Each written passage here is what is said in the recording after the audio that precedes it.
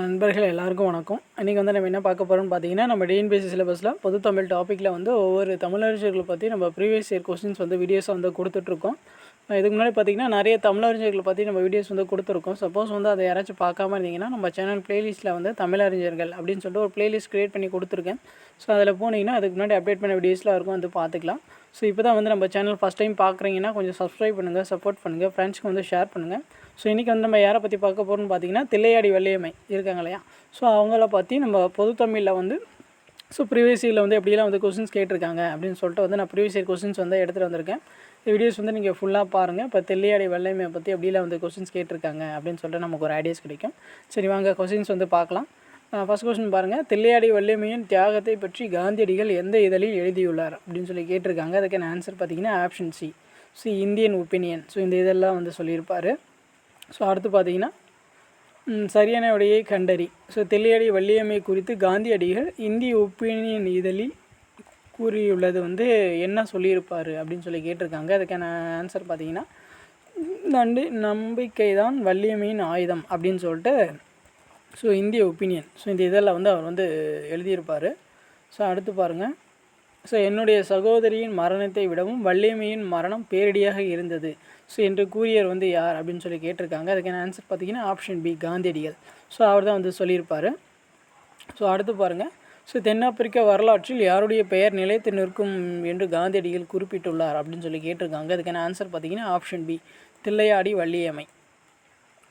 So அடுத்து பாருங்கள். தில்லையாடி வள்ளியம்மை மாளிகை என்று பெயர் சூட்டி வள்ளியம்மையை பெருமைப்படுத்திய கூட்டுறவு சங்கம் எது அப்படின்னு சொல்லி கேட்டிருக்காங்க. அதுக்கான ஆன்சர் பார்த்தீங்கன்னா ஆப்ஷன் சி தமிழ்நாடு நெசவாளர் கூட்டுறவு சங்கம். ஸோ அவருடைய ஃபேமிலி பார்த்திங்கன்னா தில்லையாடி வள்ளியம்மை இருக்காங்க இல்லையா, ஸோ அவங்களுடைய குடும்பம் பார்த்திங்கன்னா நெசவு தொழில் தான் வந்து செஞ்சுருப்பாங்க. ஸோ அது வந்து நோட் பண்ணி வச்சுக்கோங்க. ஸோ அடுத்து பாருங்கள். ஸோ தில்லையாடி வள்ளியம்மை இதில் தில்லையாடி என்பது என்ன அப்படின்னு சொல்லி கேட்டிருக்காங்க. அது பார்த்திங்கன்னா வள்ளியம்மையின் தாயார் பிறந்த ஊர் தான் வந்து தில்லையாடி. ஸோ இந்த ஊர் எங்கே இருக்குதுன்னு பார்த்தீங்கன்னா நாகப்பட்டினம் இருக்குது இல்லையா, ஸோ அது பக்கத்தில் தான் வந்து இருக்கும் இந்த தில்லையாடி ஊர். ஸோ அடுத்து பாருங்கள். தில்லையாடி வள்ளியம்மை பற்றி சரியான கூற்றை கூறுக அப்படின்னு சொல்லி கேட்டிருக்காங்க. ஸோ ஃபஸ்ட்டு கூற்று பாருங்கள். தென்னாப்பிரிக்காவில் பாட்டிற்கு எதிராக தனது 16 வயதில் பங்கெடுத்தவர் ஸோ அப்படின்னு சொல்லி கொடுத்துருக்காங்க. ஸோ அது கரெக்டாக பார்த்துக்கோங்க எந்த வயதுன்னு சொல்லிட்டு 16வது வயதில். ஸோ காந்தியோடு ஆரம்ப காலத்தில் வேலை செய்தவர் வந்து சரியாக தான் இருக்குது. சின பாகுபாட்டிற்கு எதிராக நடந்த போராட்டத்திலேயே இறந்து போனவர். ஸோ பார்த்தீங்கன்னா மூணுமே வந்து சரியாக தான் இருக்குது. So option B. ஸோ கரெக்டாக பார்த்துக்கோங்க. ஸோ அடுத்து பாருங்கள். சரியான விடையை கண்டுபிடி. தில்லையாடி வள்ளியம்மையின் பெற்றோர் ஸோ யார் அப்படின்னு சொல்லி கேட்டிருக்காங்க. அதுக்கான ஆன்சர் பார்த்தீங்கன்னா ஆப்ஷன் பி. ஸோ முனுசாமி மங்களம். அடுத்து பாருங்கள். ஸோ வரலாற்றில் வள்ளியம்மையின் பெயர் ஸோ என்றும் நிலைத்து நிற்கும் என்று காந்தியடிகள் எந்த நூலில் கூறினார் அப்படின்னு சொல்லி கேட்டிருக்காங்க. இதுக்கான ஆன்சர் பார்த்தீங்கன்னா ஆப்ஷன் சி தென்னாப்பிரிக்கா சத்தியாகிரகம். ஸோ இந்த நூலில் தான் வந்து சொல்லியிருப்பார். அடுத்து பாருங்கள். ஸோ முனுசாமி மங்களம் ஸோ இணையாருக்கு பிறந்த மங்கை வந்து யார் அப்படின்னு சொல்லி கேட்டிருக்காங்க. இப்போ தான் பார்த்தோம். ஸோ தில்லையாடி வள்ளியம்மையின் பெற்றோர் யார் அப்படின்னு சொல்லி கொஸ்டின் கேட்டிருந்தாங்க. இங்கே வந்து அந்த அவங்களுக்கு முனுசாமிக்கும் மங்களத்துக்கும் பிறந்த மங்கை யார் அப்படின்னு சொல்லி அப்படியே ஸோ இன்டெரக்டாக வந்து கேட்டிருக்காங்க, அப்படியே மாற்றி கேட்டிருக்காங்க, அவ்வளோதான். ஸோ இதுக்கான ஆன்சர் பார்த்தீங்கன்னா option B Thillaiyadi Valliammai. So அடுத்து பாருங்கள்.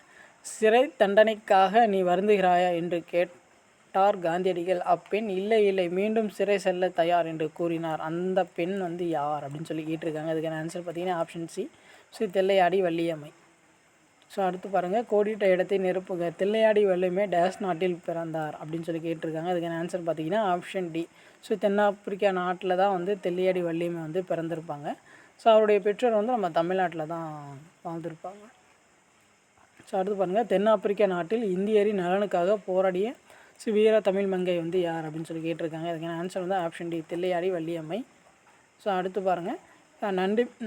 நம்பிக்கை தான் வள்ளியம்மையின் ஆயுதம் ஸோ என்றவர் வந்து யாருன்னு கேட்டிருக்காங்க. அதுக்கான ஆன்சர் வந்து ஆப்ஷன் டி காந்தியடிகள் தான் வந்து சொல்லியிருப்பார். ஸோ அதே கொஸ்டின் தான் திரும்ப அப்படியே ரிப்பீட் ஆகிட்டே இருக்குது. ஸோ அவ்வளோதான் வந்து தில்லையாடி வள்ளியம்மையை பற்றி ப்ரீவியஸ் இயரில் வந்து எவ்வளோ கொஸ்டின்ஸாக வந்து கேட்டிருக்காங்க.